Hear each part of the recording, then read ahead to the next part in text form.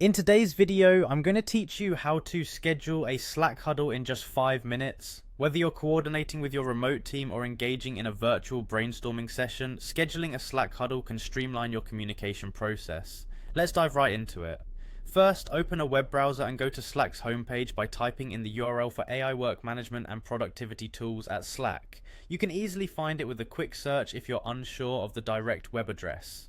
This is the starting point for getting into your workspace where all the magic happens. Once you've arrived on the Slack website, the next thing to do is sign in.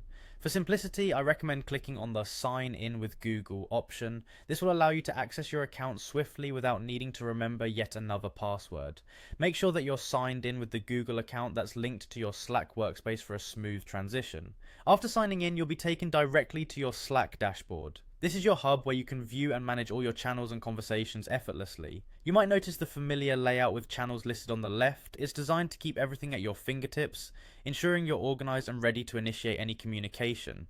Select the channel where you want the huddle to take place. It could be your team's main channel or any specific project channel you're working on. Just click on the channel to enter it, and you'll be ready to start the process of setting up your huddle.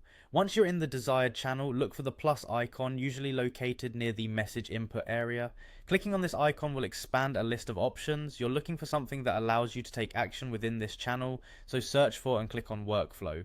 Now with the workflow pane open, you should see an option labeled channel icebreaker. This is a preset workflow that includes initiating huddles among other things. Clicking on this option will guide you toward adding a new huddle to your channel. Lastly, click on the add button to confirm your selection. This step completes the setup, and a new Slack huddle is scheduled within your chosen channel. This handy feature will now facilitate discussions, enabling your team to jump in and out of meetings quickly and efficiently.